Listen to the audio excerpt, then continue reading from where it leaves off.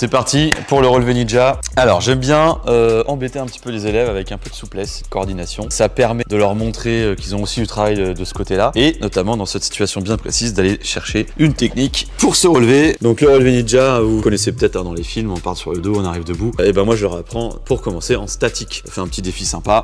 On vient mettre ses pieds sous ses fesses, mais encore plus que sous ses fesses. On va les tirer dessus progressivement pour aller chercher le point de bascule le plus à l'arrière possible pour pouvoir mettre un max de poids de l'autre côté et pouvoir se relever. Donc ça nécessite un peu de souplesse des quadriceps et puis derrière un peu de force aussi sur les orteils, de souplesse et de force sur les orteils. Et là dès qu'on est bien, toute petite impulsion va nous permettre de se relever. Je vais pouvoir le refaire parce que... Allez, donc on est en déséquilibre. Et on est bon. Voilà, c'est vraiment un déséquilibre en réalité vers l'avant. Il faut vraiment comprendre que l'acrobatie, c'est quasiment que ça. On vient chercher toujours un basculement des poids de corps. Voilà, pour la suite, on prend un petit tapis pour éviter de se faire mal. Petite parenthèse, évidemment, on peut dire à l'élève de travailler son pont, puisqu'on va faire exactement cette position-là sur la poussée des jambes. On va pousser les jambes très haut, avec du coup un dynamisme. Une fois qu'on a poussé très haut, on vient envoyer les pieds derrière le bassin pour pouvoir se relever. Donc, petit exercice préliminaire.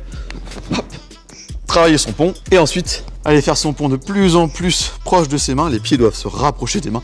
Là, je vais aller chercher vraiment très loin et tout de suite ça passe. Vraiment, je balance très fort vers le haut et après, je vais chercher le plus fort possible vers mes mains et tout de suite, on se relève. Voilà pour le relevé ninja. Vous avez à peu près toutes les étapes. C'est quelque chose qui peut être long, fastidieux. Faut expliquer à l'élève. Voilà, des fois, c'est un travail de longue haleine, comme le relevé ninja nous l'impose. C'est un peu de souplesse, un petit peu de coordination. Donc, c'est des qualités physiques qu'il faut atteindre progressivement. Pour réussir à trouver les mots pour motiver l'élève, normalement, on finit par y arriver. Voilà. Des techniques très importantes, macaque et relevé ninja, puisque ça vient après nous transmettre des mouvements, des compréhensions pour le flip arrière et le flip avant qu'on va voir tout de suite. Let's go, training! Pour mieux comprendre tout ça, je t'invite à te procurer notre livre, tu trouveras le lien dans la description.